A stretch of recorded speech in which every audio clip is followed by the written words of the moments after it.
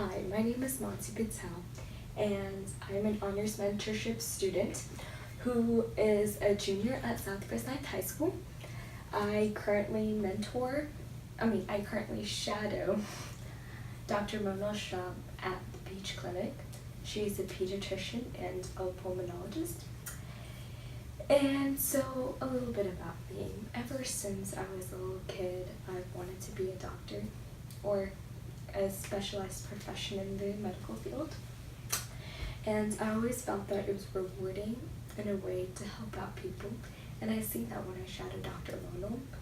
And so I really look forward to pursuing a career in the medical field. And as far as my research, I have designed my research project around the pulmonary field because my mentor is a pulmonologist, so it makes sense that if I revolve around something she's an expert on, I would receive valid input.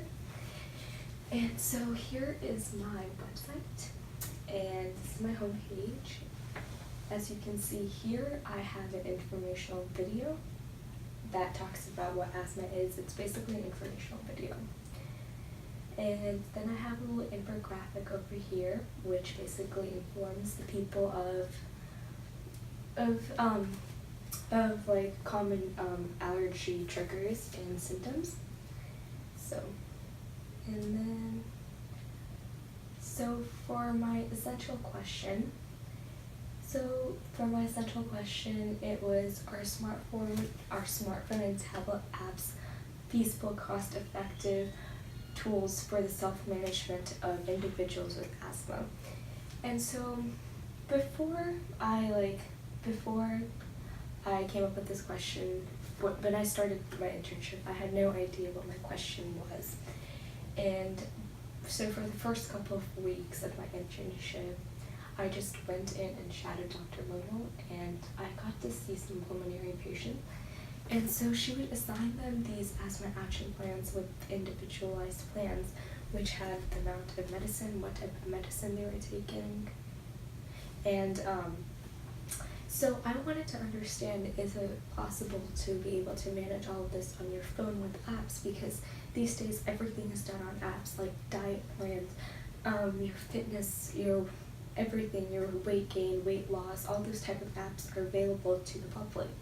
So I wanted to understand, is it possible or is it effective if you manage your asthma on a mobile app? So before I got into my research, I had a brief understanding of what asthma was. I knew it was the chronic lung disease which causes inflamed lung airways, which makes it hard for you to breathe. And I knew of the two most common medications, which are Flovent and Qvar, which are cortisoids that make it easier for you to breathe. So for my research, I used government-based articles, so they're government-approved journals, medical journals.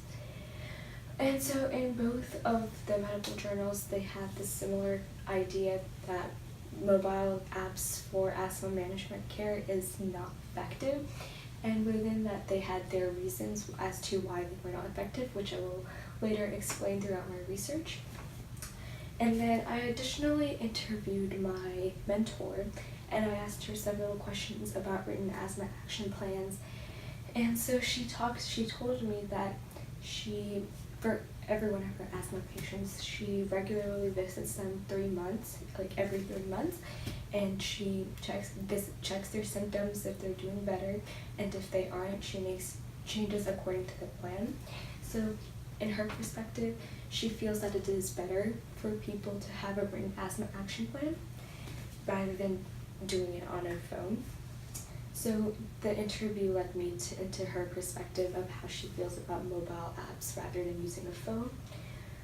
And so what I discovered throughout my research was that inconsistencies were also seen in those apps that offer the tools for asthma care. So peak flow symptom and diaries, although generally reliable, often lack basic features such as data entry validation and consequently no particular app stood out in this group.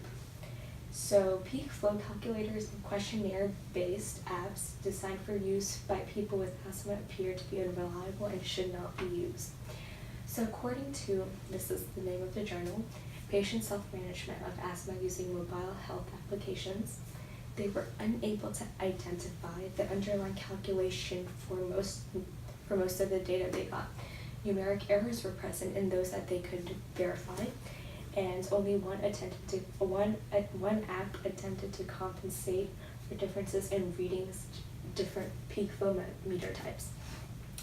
So basically, the peak flow measurement measures how well you're breathing in and out and how fast you breathe in and out. And these apps, they come up with these devices where you can breathe into it and it measures on your phone.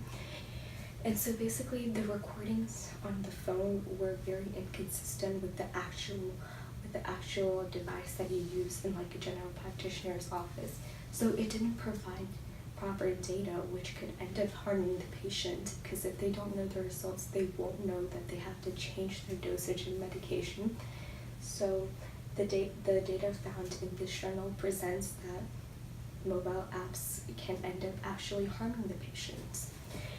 So another negative setback of using apps is that usually health professionals, particularly GPs, have very limited consultation time, face broader issues in prescribing apps that functions as a self-management tools. And usually patients can come across problems such as installing an app or fixing the app if it crashes, and also the data being transferred from patient devices. Clinicians must think about how this data will be integrated into patient records and their responsibilities for data security, meaning if their data is not revealed to anybody or their personal information. And then according to another journal that I found, and it's called The Clinical and Cost Effectiveness of Mobile Phone Supported Self-Monitoring of Asthma. It's such a long name. And so the data presented in this was that they had an entire experiment. They had two groups. One group managed their asthma on an asthma app. They used the mobile app, and then the other one managed their asthma with an written asthma action plan. And so basically the results was the same for both. Both of them had the end results were the same, nothing changed. So this journal shows that there is no significant drastic increase in like asthma care with mobile apps. It stays the same. And then there was another review done. It's called the Cochrane Review, and the authors of this review deemed the utility of apps to be inconclusive and were unable to advise clinicians and the general public on the efficiency of apps for asthma management. Studies that revealed that there was like no actual solid concrete information that the mobile apps could actually improve asthmatic care. And then the last reason was of data privacy. So apps must also ensure data privacy and security before healthcare providers feel comfortable recommending them. So the health visualizations of tracking group apps, they're apps that use trackers for pollen allergies. So you're supposed to enter in all your information of where you live and everything. So for those apps, which individuals can enter personal data to monitor symptoms, while peak flow and more is the category the most vulnerable for loss of privacy or possible unwanted disclosure of personal health information. A previous study that systematically assessed the availability of privacy statements for the most commonly used apps found that only 30% of the privacy statements that addressed whether information could be shared with third parties. So only 30% of those, the 30% had privacy statements. The other ones, they don't know if their information was leaked. In conclusion, with all the data I have presented, I have concluded that although these apps have the potential to improve the quality of how asthma is managed, these apps are limited by their inability to present themselves with quality, efficiency, and the ability to protect user